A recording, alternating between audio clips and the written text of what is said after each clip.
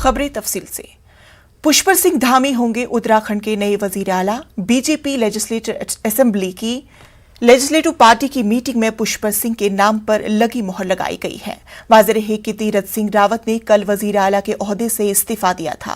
पुष्पर सिंह कठीमा हलके से रुकने असेंबली है और रियासत के 11वें वजीर आला बने हैं। याद रहे कि पुष्पर सिंह 2013 के बाद रियासत के तीसरे वजीर आला है। सेवा का अवसर दिया है। मैं निश्चित रूप से अपने पार्टी के हाईकमान को, माननीय नरेंद्र मोदी जी को, माननीय गृह मंत्री जी को, हमारे राष्ट्रीय अध्यक्ष जी को, पूरे हमारे राष्ट्रीय नेतृत्व को और प्रदेश के नेतृत्व को, देखिए जो भी जनता के जो मुद्दे हैं उन मुद्दों पर हम लोग जो है लगातार सबका सहयोग लेकर, सब लोगों को लेकर काम करेंगे।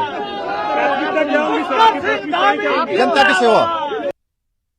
उत्तर प्रदेश की सियासत में संजय सिंह की अखिलेश यादव से मुलाकात